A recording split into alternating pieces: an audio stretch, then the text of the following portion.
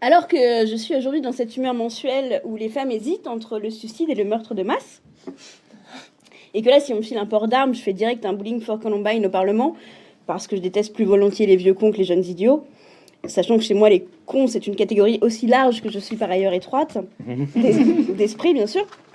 M'en doutais pas. Détendons-nous un peu, parlons de la guerre. Parce que vraiment, il y a des périodes où l'amour, moi, c'est pas mon truc, où je déteste mon prochain comme moi-même, et croyez-moi, il y a du niveau.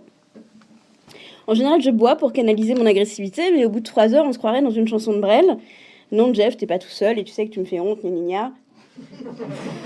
Bah ouais, je sais que je te fais honte, connard, mais ça me remonte pas le moral, là, en fait. De toute façon, c'est pas vrai, je pleure pas. À la limite, je sale ma bière. C'est juste que j'ai parfois un truc dans l'œil. En général, c'est mon doigt fourré là jusque dans l'omoplate quand je tente de croire en la démocratie. Et autant vous dire que c'est pas un orifice fait pour, alors qu'il y avait tant d'autres possibilités. Mais bon, qui n'est jamais malheureux s'ennuie de son bonheur, d'après un proverbe espagnol. Comme quoi les Espagnols sont cons, ce qui laisse une chance à Emmanuel Valls pour la mairie de Barcelone. Enfin, je vais pas vous faire languir plus longtemps, hein. Tout le monde sait que j'ai parlé des Gilets jaunes à un moment ou un autre de cette chronique, que j'avais pas tellement envie de faire, d'ailleurs, parce que j'aurais préféré trouver mon flingue et foncer dans la rue en criant « à mort Macron ». Déjà pour faire rire Fanfan, et puis aussi parce que j'ai passé une adolescence à fumer des pétards dans un canapé en écoutant Manu Chao et en rêvant à une révolution idéale. Ce qui est le même concept qu'une guerre humanitaire.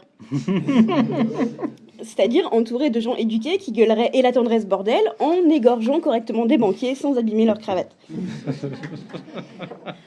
Alors, bon, certes, là, ça fait un peu révolte publique C8, c'est un peu bordélique, voire antidémocratique, ce qui est toujours étonnant pour une révolution. Ça me fait un peu chier de me dire que je me réjouis de la même chose que Balkany, Le Pen et Vauquiez. Mais j'ai un vieux fond mathématique qui me rappelle que les ennemis de mes ennemis sont peut-être bien mes alliés parfois, ne salissons pas si vite le terme d'ami. Et puis même si le grand soir est aussi déceptif que le grand amour, j'ai pas vraiment envie de rater la révolution parce qu'elle est pas assez bobo. Ça me ferait chier de me cohn-benditiser si jeune. Sur le Devenir conne si jeune.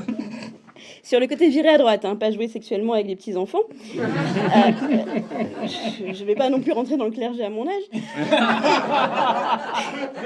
C'est le clergé qui rentre en toi. Et puis la violence, je suis pas contre. Je trouve que c'est humain. C'est le sentiment qui éveille régulièrement chez moi les véganes, adeptes de communication non violente pour favoriser l'émergence d'autres formes de rapports sociaux comme le polyamour, c'est-à-dire des satires élevés au grain. Ce à quoi ils ont tendance à me répondre que c'est culturel, qu'on a grandi dans des modes sociaux guerriers qui ont laissé leurs empreintes sur notre inconscient, gna. À moi. Moi dont les parents n'ont jamais levé la main sur moi de peur de se l'abîmer. Moi qui n'ai reçu aucune fessée parce que les coups de dictionnaire, ça laisse pas de traces. Et qu'avec un peu de chance, ça améliore tes scores au Scrabble. Non, je pense juste que l'homme n'est pas bon par nature. Que même l'homme est un loup pour l'homme. Alors que pour la femme, c'est plus souvent un porc. Voire un étalon quand on a de la chance. D'ailleurs, quand l'homme est un porc, je conseille la frappe chirurgicale. Ce coup de pied dans les couilles qui leur épargnera une vasectomie onéreuse, alors même que nous perdons du pouvoir d'achat. Mais trêve de digression, la violence, oui, mais comment ? Je veux dire, en dehors des traces de morsures entre la nuque et les omoplates dont vous aurez pris soin de retirer votre doigt, que laisse tout rapport social réussi ? Parce que la guerre, c'est pas si simple. D'ailleurs, comme disaient des proches, sans ennemi, la guerre est ridicule. Heureusement, l'ennemi est là. Depuis un siècle, tapis dans l'ombre du titre de conseiller en communication publique parce que c'est plus joli que propagandiste.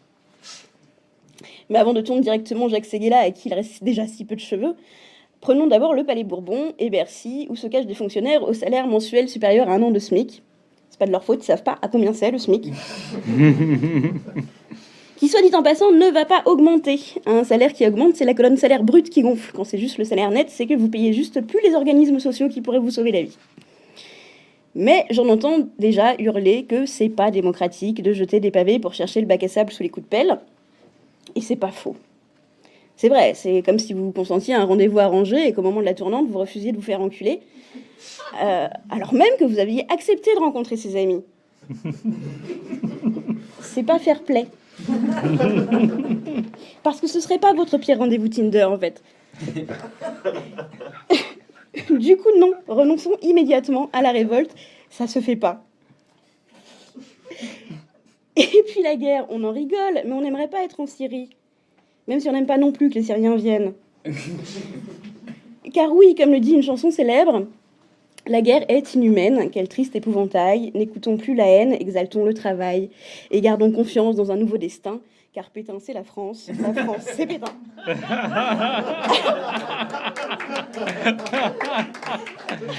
Alors restons tendres tout de même, comme Bachung, entre deux coups de latte insérés un baiser, et question coup de pied au cul de la République, je veux bien participer.